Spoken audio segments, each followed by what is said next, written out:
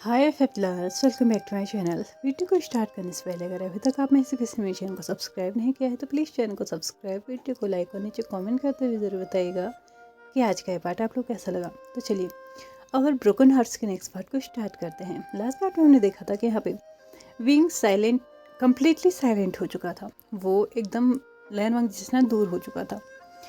अच्छा हाँ, कल मुझे एक कॉमेंट याद आता है मतलब किसी ने कॉमेंट किया था कल के पोस्ट में कि विंग ने गलत किया। मानती हूँ मैंने अभी तक विंग का साइड नहीं दिखाया है और अब जो स्टोरी चलेगी वो पूरी विंग की साइड से होगी, लेकिन मैंने कम्प्लीटली विंग की स्थिति छुपाई भी नहीं है। हाँ, अभी तक ये कमेंट जरूर आए हैं कि लैन वांग जी को विंग को एक चांस देना चाहिए, लैन वांग जी को विंग से बात करनी चाहिए। लेकिन जो लैन वांग जी ने विंग के साथ किया, क्या वो गलत नहीं था? I mean, जिस बच्चे का पिता खुद विंग है, लैन वांग जी ने एक बार भी ये नहीं सोचा कि उस बच्चे के मतलब कस्टडी तक उसने किसी और को देने की सोच दी।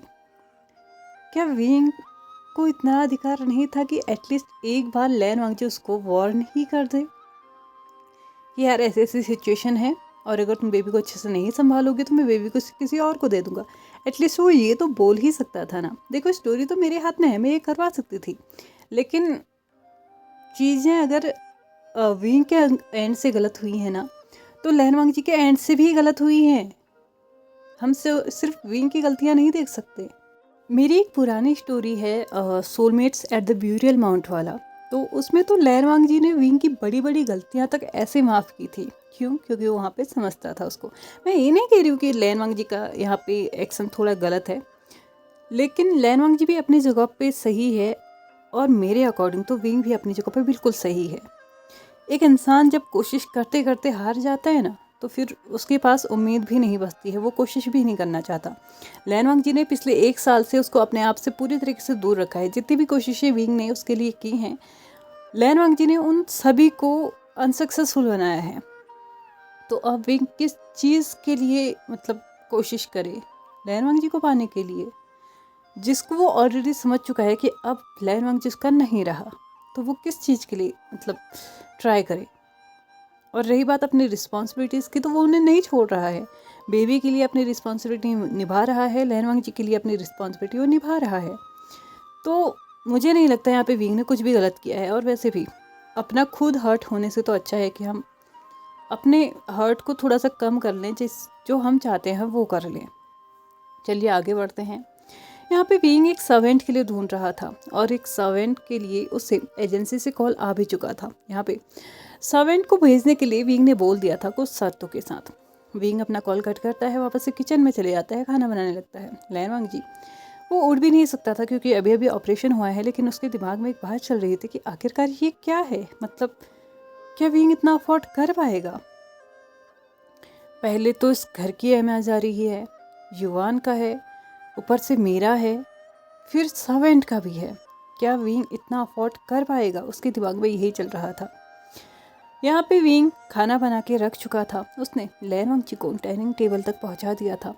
लैन वांग जी को सर्व करने के बाद फिर से किचन में जा चुका था, किचन को साफ करने के लिए। लैन वांग जी ये सोच रहा था कि शायद विंग उसके साथ बैठ के खाएगा, लेकिन विंग ने ऐसा नहीं किया। लैन वांग जी का खाना कंप्लीट हो जाने के बाद विंग ने लैन वांग जी को फिर से आराम से काउच पे बैठा दिया था। उसने कुछ बुक्स मांगी थी पढ़ने के लिए, तो वो भी दे दी थी। दूसरी तरफ युवान रोने लगा था, तो वो कमरे में जाके उसको अच्छे से कैरी करके बाहर लेके आया था। लैन वांग जी ने उसको फीड कराया था। उसके बाद विंग उसको कमरे में ले गया था। उसका नहलाना धुलाना, मतलब जितने भी चीज़ें थी वो करके वो युवान को भी आराम से उसके पालने में ना बैठा के, मतलब सुला के लैन वांग जी के साइड पर रख देता है। उसका काम यहाँ पे कंप्लीट हुआ ही था कि अचानक से मतलब जो डोर थी ना, उसका डोर बजने लगता है। विंग वहाँ पे गया, उसने डोर ओपन किया तो सामने एक बॉय खड़ा हुआ था। ये कोई 23-24 साल का। उसने विंग को बो डाउन करते हुए मतलब हाय बोला। उसके बाद विंग ने हल्का सा पूछा कि वो कौन है। तो यहाँ पे उसने एक कार्ड दिखाया। उस एजेंसी का कार्ड था जिस एजेंसी से विंग ने ये बोला था कि उसे सर्वेंट की ज़रूरत है। विंग ने उसे अंदर आने के लिए बोल दिया। विंग उसको काउच पे बैठने के लिए बोलता है। वो जल्दी से जाके उसके लिए पानी ले आया था। उसके बाद विंग उसको पूछने लगता है कि बताओ तुम्हारी क्या क्या शर्तें हैं, क्योंकि एजेंसी से मुझे यही पता है चला है कि तुम्हारी कुछ शर्तें हैं। तो यहाँ पे वो लड़का बोलता है मेरी कोई बहुत ज़्यादा शर्तें नहीं हैं, मुझे बस 3 टाइम का खाना चाहिए, साथ ही साथ सैलरी भी मेरी अच्छी खासी होनी चाहिए, क्योंकि मैंने अपनी फैमिली का भी मतलब खर्चा उठाना है, और साथ ही साथ मतलब थोड़ी बहुत ज़रूरत की चीज़ें अगर आप मेरे लिए कर पाएँ तो मैं एग्री हूँ 24/7 आपको सर्विस देने के लिए। यहाँ पे उसने एक और चीज़ बोली थी कि वो रहना भी इसी घर में चाहता है। लैन वांग जी सर्वेंट की तरफ देखते हुए बोलता है आई एम सॉरी बट आप इस घर में नहीं रह सकते। एक्चुअल में आप इस घर में काम ही नहीं कर सकते, इस घर में ज़्यादा काम नहीं होता है। फिलहाल मैं थोड़ा सा वीक हूँ, लेकिन मुझे लगता है कि मेरा हस्बैंड तब तक चीज़ें संभाल सकता है। सॉरी, मेरे हस्बैंड ने बिना मुझसे पूछे ये डिसीज़न लिया था, इसलिए पहले ये सब कुछ मुझे नहीं पता था, लेकिन अब आप यहाँ पे आ चुके हैं तो उसके लिए मैं माफ़ी मांगता हूँ। ऐसा कहते हुए उसने अपने फ़ोन को साइड में जो रखा था उसने अपने हाथ में लिया। उसके बाद बोला सॉरी, आपके यहाँ आने में जितना खर्चा हुआ है मैं आपको रिटर्न कर रहा हूँ, प्लीज़ QR कोड स्कैन करने के लिए दे दीजिए। लड़का विंग का मुंह देख रहा था, विंग लैन वांग जी का मुंह देख रहा था, और लैन वांग जी लड़के का मुंह। उसने उस लड़के से बोला तुम उसका मुंह क्या देख रहे हो, मैं बोल रहा हूँ ना इस घर में सच में ज़्यादा काम नहीं है, बस 2 से 3 हफ्ते में मैं भी रिकवर हो जाऊँगा, थोड़ा बहुत काम तो मैं खुद भी कर ही सकता हूँ। और विंग प्लीज़ टेंशन मत लो, इतना काम मैं कर सकता हूँ, इतनी ज़्यादा टेंशन लेने की ज़रूरत नहीं है। उसने विंग की तरफ देखते ही सब कुछ बोला था। विंग ने लैन वांग जी से बोला तुम्हें पता है ना मुझे भी ऑफिस जाना होता है। तो यहाँ पे लैन वांग जी बोलता है हाँ मुझे पता है, लेकिन मुझे ये भी पता है कि तुमने 1 और हफ्ते के लिए छुट्टी ली है, तब तक मैं ऑलमोस्ट थोड़ा बहुत तो रिकवर हो ही सकता हूँ। सुबह का खाना तुम बना ही लेते हो, शाम का आके बना ही लोगे, और दिन का मैं मैनेज कर लूँगा। और हाँ सॉरी मैं बताने में थोड़ा लेट हो गया हूँ, बट आंटियों का कॉल आया था, उनका काम वहाँ पे कंप्लीट हो चुका है, तो वो अगले हफ्ते तक यहाँ पे आ जाएंगी, तो थोड़ा बहुत हेल्प वो भी करवा देंगी। मुझे नहीं लगता कि अभी हमें किसी सर्वेंट की ज़रूरत है, ऑलरेडी तुम्हारी सैलरी से इस घर की EMI जा रही है, मुझे नहीं लगता हमें और ज़्यादा खर्चा करने की ज़रूरत है। उसने उस लड़के की तरफ देखा, लड़का अभी भी कंफ्यूज था। उसने लैन वांग जी ने डायरेक्टली लड़के से बोला मैंने बोला ना तुम्हें यहाँ पे काम करने की ज़रूरत नहीं है, आई एम सॉरी मैंने तुम्हारा कुछ ज़्यादा ही टाइम ले लिया। ऐसा कहते हुए उसने उसका फ़ोन QR कोड स्कैन करने के लिए मांगा। लड़के ने अपना QR कोड दिया, लैन वांग जी ने QR कोड स्कैन किया, और जितना खर्चा लगा के वो यहाँ पे आया था ना उसके 10 गुना उसको दे के वापस भेज दिया था। विंग यहाँ पे से चुपचाप जाने वाला था। लैन वांग जी उसको रोकते हुए बोलता है क्या तुम मुझसे इतना भी नहीं पूछ सकते थे कि इस घर में कौन आएगा और कौन नहीं आएगा, ये मेरा भी डिसीजन हो। विंग एक पल के लिए अपनी जगह पर रुक चुका था। उसने लैन वांग जी की तरफ बिना देखे बोला मुझे लगा कि हमें सर्वेंट की ज़रूरत है तो मैं वही कर रहा था। लैन वांग जी ने बैठे बैठे ही आंसर किया और तुम्हें ये राइट किसने दे दिया कि तुम मेरे लिए एक ऐसे सर्वेंट को हायर करोगे जो कि मुझे हर एक चीज़ में हेल्प करेगा। क्या तुमने एक बार भी सोचा तुमने क्या बोला? विंग ने अपनी आइज़ क्लोज की हल्के से, उसने अपनी आईब्रो हल्के से मूव की, उसके बाद बोला हाँ मैं समझ रहा था, मैं 24/7 तो तुम्हारे आसपास नहीं हो सकता हूँ ना, कोई तो चाहिए तुम्हारे ध्यान रखने के लिए। वैसे भी तुम्हारा क्या भरोसा, तुम 2 महीने के बाद फिर से बोल दो तुम्हारा एक और ऑपरेशन है, तो मुझे लगा कि मुझे ये करना चाहिए ताकि कोई तो तुम्हारे आसपास हो जो तुम्हारा ध्यान रख सके। एनीवेज मैं लेट हो रहा हूँ, मुझे आधे घंटे के लिए ऑफिस जाना है, अगर तुम्हें कुछ काम है तो बता दो मैं करके जाऊँगा। लैन वांग जी को विंग का ये आंसर ना बहुत अजीब लगा, बिल्कुल ऐसा जैसे कि विंग ने उसको एक तंज कसा हो, क्योंकि लैन वांग जी को भी कहीं ना कहीं रियलाइज़ हो रहा था कि शायद उसने सच में ये गलती तो की है कि विंग को उसने नहीं बताया है, लेकिन उसके पास भी रीज़न था। ऑफ कोर्स विंग से गुस्सा होने का उसके पास बहुत बड़ा रीज़न था, तो यहाँ पे वो इन चीज़ों को ऐसे कैसे छोड़ सकता था, इसलिए वो भी अपनी गलती नहीं समझ रहा था। विंग किचन में जाके अपना खाना लेता है, अपने रूम में जाके उसको खा के बाहर आता है तैयार होके, वो अपने ऑफिस के लिए निकल चुका था। दूसरी तरफ लैन वांग जी ये सोचने पे पड़ गया था कि विंग के साथ एक्चुअल में चल क्या रहा है, मतलब वो इतना साइलेंट कैसे हो गया, क्या मेरी वजह से उसने मेरे आसपास आना भी बंद कर दिया। वो बस कमरे में रहता है, बाहर आता है तो काम करता है, मेरी तरफ एक नज़र देखता तक नहीं है। जैसे उसने केयर मेरी पहले की थी, जब बेबी डिलीवर हुआ था, वो वैसे अब मेरी केयर नहीं करता। बहुत सारी चीज़ें थी जहाँ पे लैन वांगची के दिमाग में चल रही थी। दिन निकलते जा रहे थे, 4 दिन और निकल गए थे। यहाँ पे लैन वांगजी यही सोच रहा था कि 3 दिन के बाद आंटियों तो आ ही जाएगी, बट अफसोस उसे सुबह सुबह आज कॉल आता है कि आंटियों सीढ़ियों से गिर चुकी थी, तो उनके पैर फिसलने की वजह से ना उनके पैर में बहुत बड़ा फ्रैक्चर हुआ है, जिसकी वजह से वो वहाँ पे नहीं आ सकती हैं। विंग को भी ये पता चला था, तो विंग ने भी अपनी छुट्टियाँ कुछ बढ़ा दी थी। मतलब वैसे नहीं बढ़ाई थी, वो हाफ डे के लिए जा रहा था। ऑफ कोर्स यार, एक प्राइवेट सेक्टर में ऐसा तो हो ही नहीं सकता ना कि तुम एक के बाद एक छुट्टियां ही बढ़ाते जाओ। और वैसे भी विंग की लाइफ में इतना कुछ हो चुका था कि उसने तो छुट्टियां ले लेके बुरा हाल कर रखा था। तो यहाँ पे वो छुट्टियां नहीं ले सकता था, लेकिन हाँ थोड़ी बहुत चीज़ें अब लैन वांगजी भी मूव करने लगा था, तो उसने थोड़ी बहुत चीज़ें लैन वांगजी के ऊपर छोड़ दी थी, और वो भी हाफ डे करके अब ऑफिस जा रहा था। वक्त निकलते निकलते 1 महीना कब बीत गया पता ही नहीं चला। लैन वांगजी के ऑपरेशन को 1 महीना हो चुका था, स्टिचेस कर चुके थे, लेकिन हाँ लैन वांगजी को मूव करने का अब भी ज़्यादा परमिशन नहीं था। यहाँ पे जो विंग है ना, वो तो अब और भी ज़्यादा अपने कमरे में रहने लगा था। आता कमरे में चले जाता, क्योंकि लैन वांगजी धीरे धीरे अपनी बॉडी को मूव तो करने ही लगा था। वो दिन का लंच बना लेता था, रात में डिनर बना लेता था, और ये देखने के बाद विंग का तो अब बाहर का काम बंद ही हो चुका था। लैन वांगजी के कमरे में जाना तो उसने एकदम ही बंद कर दिया था। लैन वांगजी के कमरे में सिर्फ एक पर्पज़ के लिए जाता था, युवान को लेता था, अपने कमरे में जाता था, 1 आध घंटे उसके साथ बिताता था, और वापस से लैन वांगजी के कमरे में छोड़ जाता था। लेकिन कल सामने से उसने ये भी नहीं किया था। लैन वांगजी को थोड़ा सा अजीब लगता है कि ये कैसे हो गया। लैन वांगजी आज सुबह 7 बजे उठता है, अपने मतलब फ्रेश होके एकदम पूरा कंप्लीट होके वो 7 बजे अपने कमरे से बाहर निकलता है, तो उसे आज बाहर ना बिल्कुल भी लाइट वाइट कुछ भी नहीं चली हुई थी।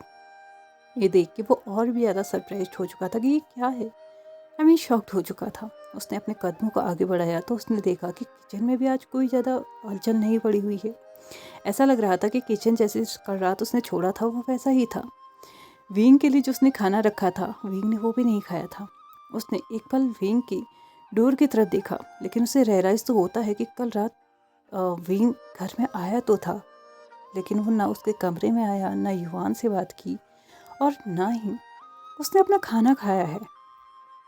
लैन वांगजी को थोड़ा सा टेंशन होने लगी थी। उसे लगा कहीं कुछ हुआ तो नहीं है ना, वेट, विंग आने के बाद कहीं और तो नहीं चले गया है ना। ये सोच के वो थोड़ा सा टेंशन में आ चुका था। उसने खाना बनाया ये सोच के कि शायद विंग वापस बाहर निकलेगा अगर उसने किचन में हलचल की आवाज़ सुनी तो। लेकिन लैन वांगजी ने जितनी आवाज़ें पॉसिबल हो सकती थी ना उतनी आवाज़ें निकाली थी, बर्तनों की, गैस की। आज वो जोर जोर से काम कर रहा था ताकि विंग की नींद टूटे और विंग कमरे से बाहर आए। खाना बुरा बन चुका था, लेकिन विंग अभी भी कमरे से बाहर नहीं आया था। ये लैन वांगजी को और भी ज़्यादा परेशान कर रहा था। साथ ही साथ उसे वो भी याद आ रहा था कि विंग का बिहेवियर कैसे चेंज होते जा रहा था। वो एकदम साइलेंट होते जा रहा था, एकदम एकांतवास में, आइसोलेट हो रहा था अपने आप में ही। ये देख के ना लैन वांगजी को बहुत ज़्यादा अजीब लगता है। उसे ऐसा लग रहा था जैसे कि कुछ तो है जो उसको पता करना चाहिए। उसने एक पल के लिए सोचा कि वो विंग का वेट कर लेगा। ठीक है, आधा घंटा 1 घंटा अगर वो बाहर नहीं आता है तो उसके कमरे में चले जाएगा। ये कहते हुए वो डाइनिंग टेबल पे बैठा हुआ था। फिर उठा, उसने लिविंग एरिया के सारे चक्कर लगा दिए थे, लेकिन विंग अभी भी रूम से बाहर नहीं आया था। लैन वांगजी का पेशेंस जवाब दे चुका था। उसने अब अपने कदमों को डायरेक्टली विंग के कमरे की तरफ बढ़ाया। जैसे ही उसने नॉक किया तो अंदर से कोई आवाज़ नहीं आई थी। लैन वांगजी ने दोबारा से नॉक किया, लेकिन कोई रिस्पांस नहीं मिला। अब उसने नॉक नहीं किया, उसने दरवाजे को पीटना शुरू किया। बाहर से उसने विंग विंग चिल्लाना शुरू किया, लेकिन अंदर से कोई भी रिस्पांस नहीं आया। लैन वांगजी ने दरवाजे को खोलने की कोशिश की तो उसे रियलाइज़ होता है कि दरवाज़ा तो अंदर से बंद है। उसने दरवाजे की लॉक को ट्विस्ट कर करके ओपन करने की कोशिश की, लेकिन उसे ऐसा लग रहा था कि अंदर से दरवाज़ा सिर्फ बंद ही नहीं है बल्कि अच्छे से लॉक भी हो चुका है। लैन वांगजी और भी ज़्यादा टेंशन में आ चुका था। एक चीज़ तो श्योर कर चुका था कि विंग अंदर ही है, क्योंकि अगर वो अंदर नहीं होता तो अंदर से दरवाज़ा बंद नहीं होता। लेकिन उसका इतना ज़्यादा नॉक करने के बावजूद भी, इतना चिल्लाने के बावजूद भी विंग दरवाज़ा क्यों नहीं खोल रहा है, ये उसके दिल की धड़कनों को ना और भी ज़्यादा फास्ट किए जा रहा था। लैन वांगजी को सडनली याद आता है कि इस घर की मतलब एक मास्टर की है। ऑफ कोर्स वो सारे कमरों में लगती है, घर में भी लगती है। तो उसने जल्दी से उस की को ढूंढना स्टार्ट किया। उसे याद ही नहीं था कि मतलब की है कहाँ। कहीं ऐसा तो नहीं ना कि वो की भी विंग के ही रूम में हो। लेकिन फिर भी वो अपनी कोशिश करना चाहता था। उसने अपना पूरा कमरा टटोल लिया था, लेकिन वहाँ पे नहीं था। वो लिविंग एरिया में आया, उसने वहाँ पे ढूंढा, लेकिन वो वहाँ पे भी नहीं था। उसने फाइनली किचन में जाके ढूंढना, तो वो किचन में भी नहीं था। लेकिन किचन से बाहर आते हुए एक छोटा सा मतलब एकदम कवर्ड भी उसको हम नहीं बोलेंगे, लेकिन हाँ छोटा छोटा सा था। उसमें ड्रॉर्स थी। लैन वांगजी ने उसके सारे ड्रॉर्स को चेक किया तो फॉर्चुनेटली उसे एक ड्रॉर में वो मास्टर की मिल चुकी थी। लैन वांगजी ने ब्राइट आंखों के साथ उस की को देखा। उसके बाद विंग के कमरे की तरफ अपने कदमों को बढ़ाया। जैसे ही उसने दरवाजे को खोला तो उसका दिल एकदम से मतलब ये सोचने लगा था कि अंदर कौन सा नज़ारा होगा, क्या वो दरवाज़ा खोले या ना खोले। अगर अंदर कुछ ऐसा वैसा नज़ारा हुआ तो क्या उसे देख पाएगा।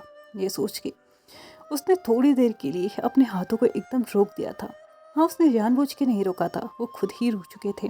वो एकदम की थोड़ी देर के लिए स्टिफ हो चुका था, ये सोच भी अपने दिमाग में लाते हुए कि कहीं विंग को कुछ हो तो नहीं गया है ना। लेकिन फिर भी उसने अगले ही पल एक गहरी सांस ली, बहुत ज़्यादा हिम्मत जुटाई और दरवाजे को खोला। विंग उसे बेड पे ही दिख रहा था। वो अच्छे तरीके से कवर्ड था और इस वक्त सो रहा था। लैन वांगजी एक रिलीफ फील करता है और विंग के पास जाके उसको उठाते हुए बोलता है, विंग क्या हुआ है तुम्हें, तुम उठ क्यों नहीं रहे हो।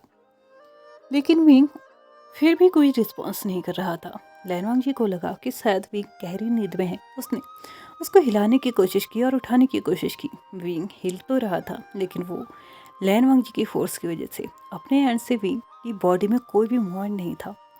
ये देख के लैन वांगजी बहुत ज़्यादा शॉक्ड हो चुका था, क्योंकि विंग सांसें ले रहा था, ये तो अच्छे से दिख रहा था, लेकिन विंग उठ नहीं रहा है।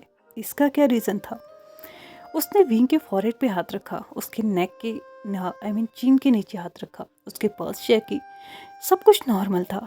उसके अकॉर्डिंग जितना उसको नॉलेज था ना, वो बिल्कुल एकदम नॉर्मल था। उसके बॉडी का टेम्परेचर भी ठीक था। तो विंग के साथ आखिर हुआ क्या है, ये सोच के ना वो बहुत ज़्यादा डर चुका था।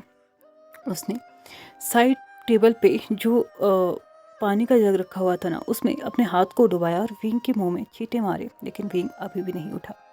उसने विंग को बहुत तेजी के साथ हिलाया। उसके बाद उसको उठाने की कोशिश की, लेकिन विंग उठा ही नहीं। लैन वांगजी के डर के मारे ना आंखों से आंसू बहने लगे थे। वो एकटक विंग को चिल्ला चिल्ला के उठाने की कोशिश कर रहा था, लेकिन विंग उठ ही नहीं पा रहा था। उसके पास अब और कोई ऑप्शन नहीं रह चुका था। वो जल्दी से अपने कदमों को अपने रूम की तरफ बढ़ाता है, अपने फ़ोन को लेता है और जल्दी से वैनकिंग को कॉल करता है कि अगर कोई भी मतलब डॉक्टर है अवेलेबल तो जल्दी से जल्दी यहाँ पे भेज दो, क्योंकि विंग पता नहीं बेहोश है या गहरी नींद में है, मुझे नहीं समझ में आ रहा है। उसने बहुत ज़्यादा वरीड होते हुए, पैनिक होते हुए ये सब कुछ वैनकिंग को बोला था। वैनकिंग लैन वांगजी से बोलती है, तुम ये कैसे कह सकते हो कि विंग ठीक ठाक मतलब वो सांस ले रहा है। तो यहाँ पे लैन वांगजी आंसर करता है, ऑफ कोर्स ये दिख रहा है, उसकी चेस्ट पे मूव हो रहा है, उसकी बॉडी पे मतलब सांस लेने में तो वो उसकी बॉडी मूव कर रही है, लेकिन मैं उसे उठाने की कोशिश कर रहा हूँ तो नहीं उठ रहा है। ना वो मेरी आवाज़ सुन रहा है, ना ही उस पर पानी का कोई असर हो रहा है। ये कहते हुए उसने वैनकिंग को जल्दी से जल्दी यहाँ पे आने के लिए बोल दिया था, या फिर किसी को भी भेजने के लिए बोल दिया था, और जल्दी से जल्दी उसने फ़ोन कट करके वापस से विंग के पास पहुँच चुका था। उसने विंग को फिर से उठाने की कोशिश की, लेकिन विंग तो बिल्कुल ऐसे पड़ा हुआ था जैसे कि एक लाइफ लेस बॉडी, बट हाँ उसमें लाइफ थी। ये लैन वांगजी जरूर जानता था। आखिरकार क्या हुआ था विंग को।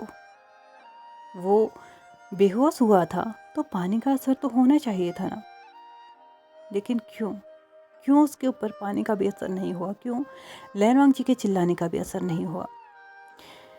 ये तो हम जानेंगे आने वाले एपिसोड्स में, क्योंकि अभी मेरा टाइम हो चुका है इस पार्ट को यहीं पे ख़त्म करने का। तो चलिए फ्रेंड्स, आज के इस पार्ट को यहीं पे ख़त्म करते हैं। वीडियो पसंद आया तो प्लीज़ लाइक से सब्सक्राइब एंड कमेंट करते हुए जाइएगा। Thank you so much for watching my video and bye bye.